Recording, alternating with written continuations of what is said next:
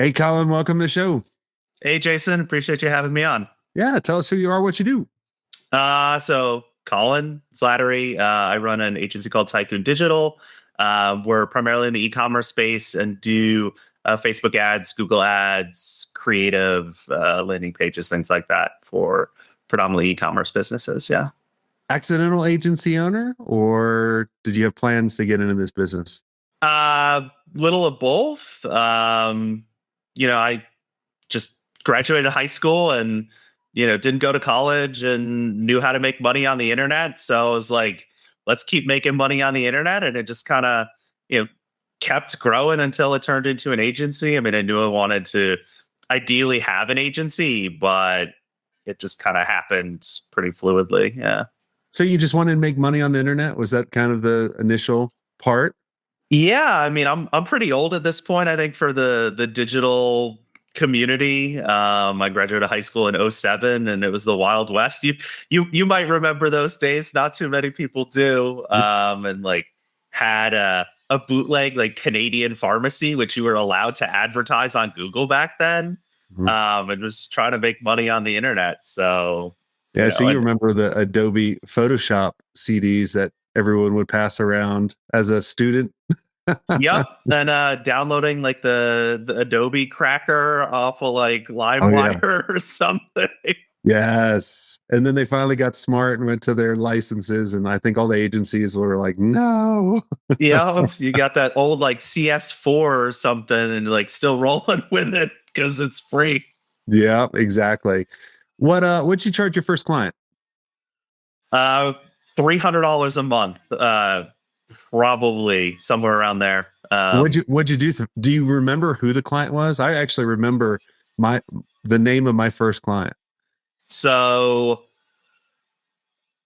the first clients were kind of in a group, so I can't remember exactly which one was first. But one of the first three was a company called Spa Technologies. They made skincare products, and I managed their website. I did email marketing for them. I did a little bit of advertising for them. It was kind of all the web stuff that you could do. SEO back when I was doing SEO, like meta tags on the pages in WordPress. That was a very early one. And then I actually worked for a local government in New York as Oh well. wow! Oh my gosh, governments are the worst.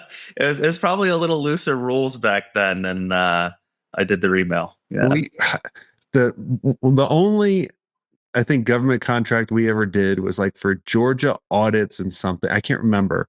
But my first client was Charlie Commander with Century 21 Real Estate. He was like, "Hey, I really like this website that you did," making fun of one of my friends, and was like, "Hey, do a website for me." I'm like, "Sure." I charged $500, so I can't believe I charged more than you did. Yeah. Well, I mean, mine was a monthly retainer. So I got that Okay, 300 then bucks a you month. win. You win. You win. Okay. How long did you keep that client? You remember? A few years. Yeah. Wow. There you go. Awesome. Well, I was Uh, too cheap, right? I wasn't charging enough, and so they're like, "Well, we'll keep you on as long as you're willing to lose money." well, that is a model with some people. To charge so low that it's not a question. We had a mastermind member, David, and I remember he did social media management for apartments, and I would always have him tell the mastermind group, like we'd have a guessing game. I'd be like, "Hey, tell the members what you do, and then everyone's going to go around the room and guess what you charge." So he would tell everybody what they do, and then everybody would guess like 2,000, 5,000, 10,000, right? All across the board. And then he'd be like 300, 400, $500 max. And he goes, and I couldn't understand it at the time because I was like, look, man, if you could just double your prices, oh my gosh, like think about how big your agency could be. And he goes, Jason, what I'm creating is this factory, right? And I feel that when you create an agency, you're either creating this factory that wants to do thousands and thousands of clients, or you want to be more of a premium service where it's more selective. And you just have to figure out what works for you. And he goes, look, I just want to do a factory. Well, a year later, one of his biggest clients bought him for well over 8 figures. Right. So the laugh is on him, or, Right. me, I mean, right. Because And he showed me, he was like, man, because that was always a model that was foreign to me. I never wanted to be the cheapest, right? I always want to be the most expensive. Yeah. Yeah. Which model are Um, you? so I definitely more on the bespoke side of things, and prefer it that way. I think I love the systems and like building systems, but I prefer the complexity, at least from my standpoint. Like I can really sink my teeth into complex problems with complex clients, and you have generally, or should anyway, better margins when you do it that way. Yeah. And I think aligns with how I like to operate and the people I like to hire and all of that.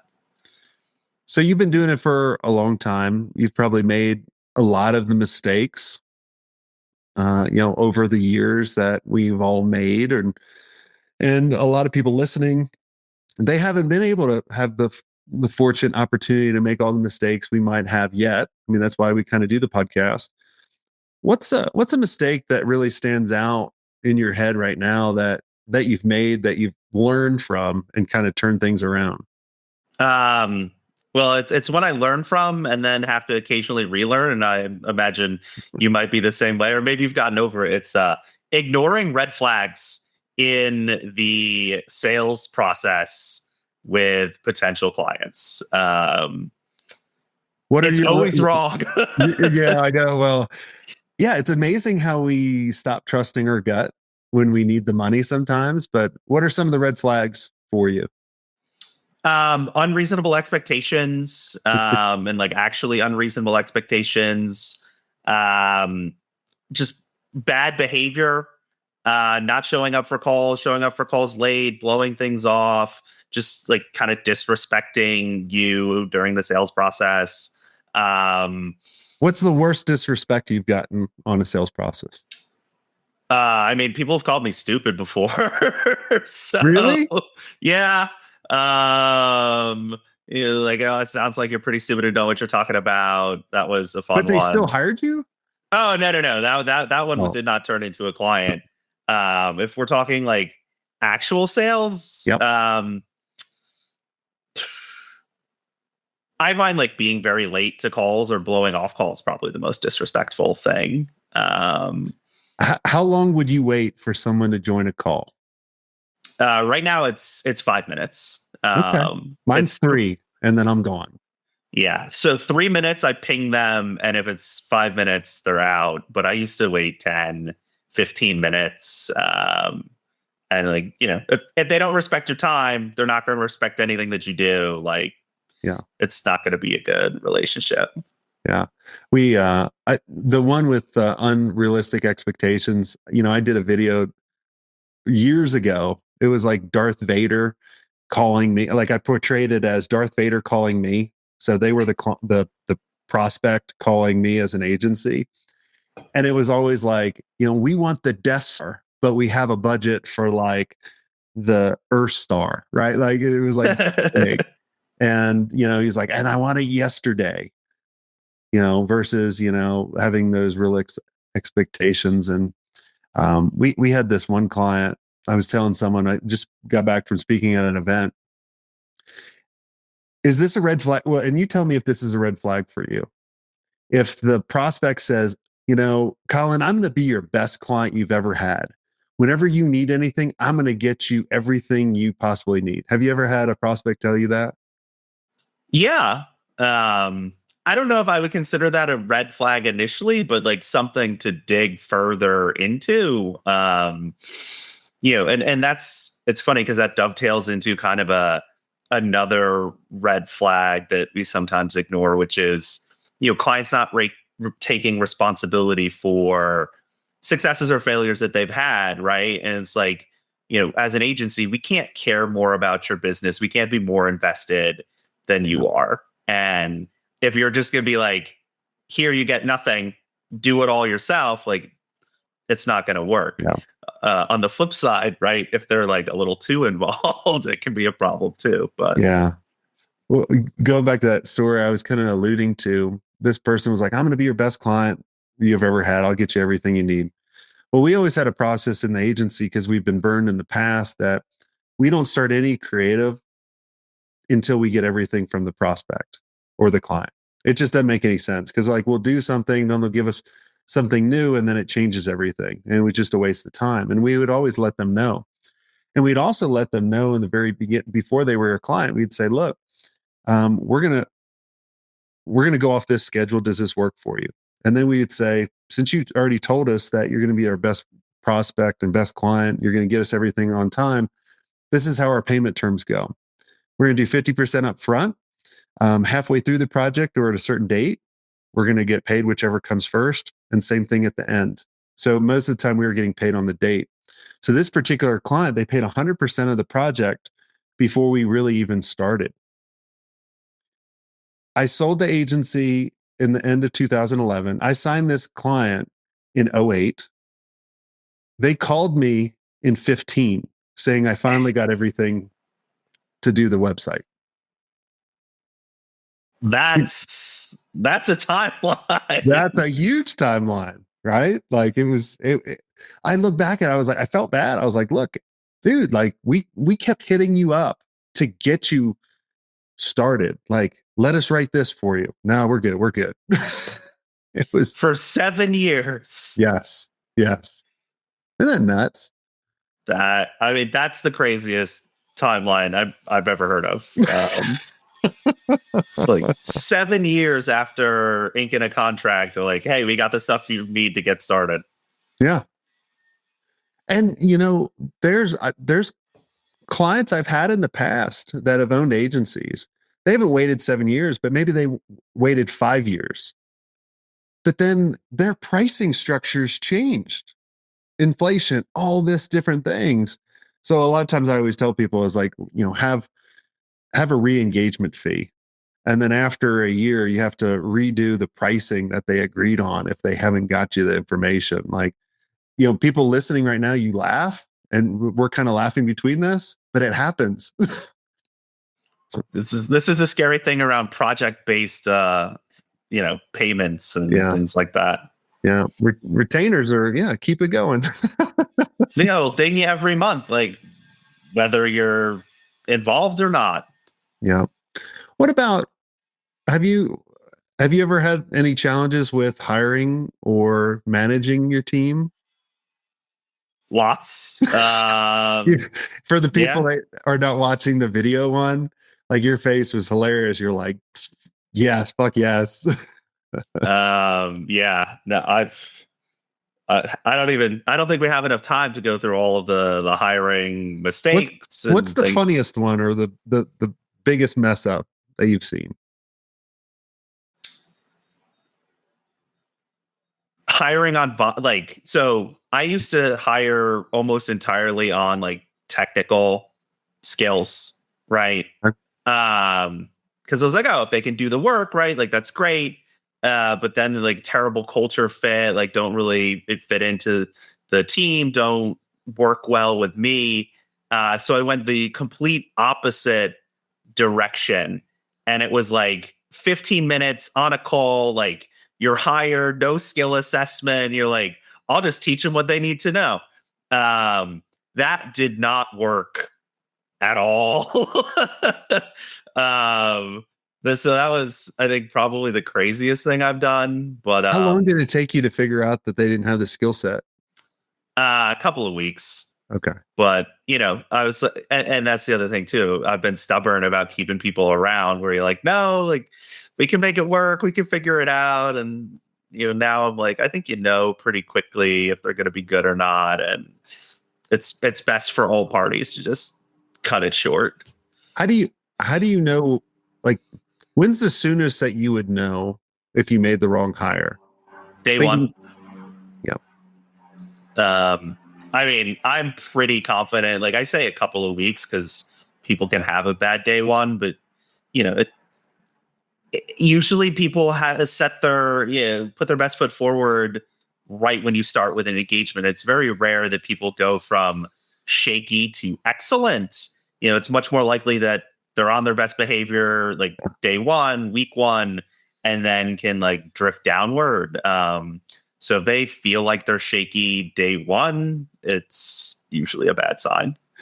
Yeah. I always tell everybody looking back at any of the bad hires, usually your gut told you within the first week. But I never even thought about it. Yeah, day one, they should be showing up like, it's the first date, wanting to impress. Yep. And if they, show up late, stinky, whatever, So like they're putting in their maximum effort on day one. Like if it feels like they're kind of just coasting and phoning it in, it's not going to get better. it's or if it does, like I've never seen it happen personally. yeah, no. I mean, thinking back too. Yeah, I've never seen someone that started off bad get better. I've seen people that start off good, go bad, and then good, back again just because of some life thing that Yeah. happens. Sometimes people have down quarters, right? Or, Yeah. a down month. Shit happens in real life and, it happens, right? But the first day, the first week, the first couple of weeks, usually that, sets the tone. Have you ever hired friends or family? Yes. Yeah. Um, Has First it time I worked? did it, hired a friend. It was terrible. No longer a friend. And Mm, then I did it again last year or a year and a half ago, and it was excellent. really? Yeah. Yeah. I think the difference was, I mean, I think it's a character thing. I also think maybe where the business is, and the personalities. Like Yeah. one, it was like my best friend, and this time, it was kind of like a mentee who turned into a friend, Mm, and like had sold his own agency and was looking for, was a great culture fit and had all of the skills already. And it was just kind of like, how can we make this work? And it was like, yeah, let's figure it out. yeah. I think if you set expectations, up front and then you give kind of the ripcord to both parties, in order if it doesn't work, like, because I always felt like the friendship was more important. I've always had a rule. We designed lots of websites back in the day. So I was like, friends will let friends design websites. That was like my motto. But they could become friends after, right? Like my team Right. now, we're all amazing friends and love to hang out and all that kind of stuff. And that can happen after, but it's hard to go the other way, I think. Yeah. I don't recommend it. I think you need very specific personalities. Like we're both incredibly open to direct and blunt criticism and don't really take things personally. And so, I think that it's like very easy to make that work. Mhm. But I was very nervous before doing it. So Yeah. Well, you've had great growth over the years. What have you contributed to that growth? um, a lot. I mean, it's obviously me to start with, and then you just try to add ideally pieces where like you're weak, or you just, I mean, that's the ideal, right? Where you can like slice off the part where you're like, this is the part I'm worst at. You are excellent. Great, slot in. That can be hard, especially at the small scale, but as you get bigger, it gets easier. Um, and just getting me kind of into my core competency and out of the stuff that you hate, because I think there's always stuff that people hate doing, and when you start a business you do everything, and yeah, get rid of the stuff that you're bad at, get rid of the stuff you hate even if you're good at it, and get to the stuff where you wake up and you don't dread getting up because you have to do something, right? Because the stuff that you dread doing, someone else fucking loves. And so find that person and be like, here you go. Yeah, that took me a long time because I thought everybody in the world was like me. So I remember when a project manager, I'd be look, just do this job for 2 years. It sucks. You're gonna have to talk to clients. You're gonna have to manage them, but just do it for 2 years and then I'll promote you. And I didn't realize some people love that stuff. I hated it. Yeah. And it just took someone mentioning that to me. I'm like, oh, I didn't know that. So like what's your sweet spot for what's your core competency right now for the agency? So I'm generally very good at sales and marketing. I'm also good at the nerdy math problems that crop up with the complex clients, and I love kind of like being given, a fistful of spreadsheets and like, go figure this problem out. So yeah, sales, marketing, and the complex math stuff that other people don't want to deal with. Mm. Um, and I mean, I think I'm a pretty good leader and teacher too, of the team. Yeah. How do there's some people right now that, they've lost a good client of theirs or they're about to lose a client. How do you approach that? Well, we just lost our biggest client yesterday. Well, temporarily because of tariffs, right? Mhm. We're in ecom, and it's going to happen, right? I mean, I think you need to build your business in a way that you can survive losses without cutting down. I mean, that's one of the reasons why you have to charge enough, right? Like you need profit margin so that you lose a client, you're not burning money. Um, and this is a lesson that took a long time for me and also like scaling up too, but like always be selling. Like the pipeline always needs to be full. Do not take your foot off the gas because you have too many projects in the pipeline. You can just just double your price and see if Yep. they say yes, right? Like if you've got prospects in the pipeline and don't have the availability to deliver, just be like, if it's normally 5,000 a month, just like, it's 10. And the worst case they say is no, or maybe they just say yes, and you're like, all right, well, we got a new price point now, and we got the margin to hire more people. So yeah, it's always when you're like, oh, things are good, like the pipeline's full, we have tons of clients. Yeah. Take your foot off the gas on sales, and then you hit a dry spell, and once you're there, like it's months to rebuild the pipeline activity, and then you're in a tough place. So Yeah, I always look at what we're doing today is going to affect us 3 to 6 months down the road. And I remember yeah, getting to that point where I would literally sabotage sales because I knew, like my name's on I'm responsible for the results I felt. And I was like, I don't want to sell something I know the team's going to botch because they're already at their max. And what I found is, yeah, doubling, like you have a sliding scale for your pricing. So as you add, so I'd always say the next 3 clients are going to be at this. And then after that, we're going to raise it to this and this. And we were constantly, raising. And then what we found was we'd have all these clients paying us like more than double than these other ones. And then I'd be like, oh, we need to go back to those guys and double those rates. And then what we found is like half of them would say yes, half of them would leave. We'd make the same amount, but we'd have half the work to do. yep, That was the it's worst case scenario.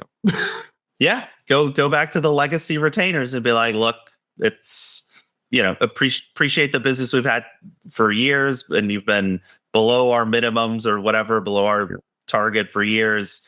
We gotta bring you up to where it is, and yeah, I mean, we raise our retainers every year, and what a surprise, our average retainer goes up every year. Yeah. How do you decide what you should have the retainer at? Is there a certain percentage that you always want to increase it, or is it kind of like my method, kind of just pulling it out of your ass and going, I want to charge this, or what? It's usually vibes. It's usually just like around $1,000 number. So usually we'll increase it by $1,000 or $2,000 Okay. a year. Okay. Yeah.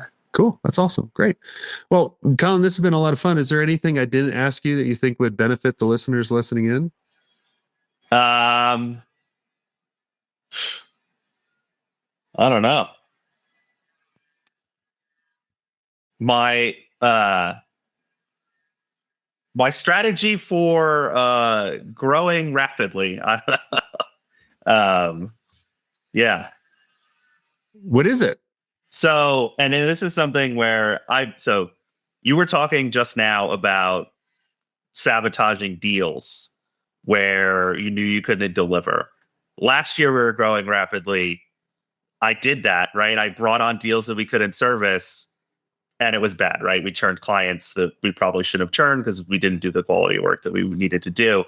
Um, and this year, like in the last 6 months, right, I've tried a different strategy, which is hire ahead of the demand and then hire more senior people. And it's a luxury to be like in that position and be able to hire senior talent. But at least for me, right, like you can't hire, people who don't have autonomy early on. Like it can be tempting, right? Where you're like, oh, I'm going to hire this junior person and we'll train them up and we're going to get this value savings and all of that. And, we can hire in and backfill once we close the deals. The people are the hardest part. Get the senior people, right? You can take a hit to margin. It's why you charge enough money.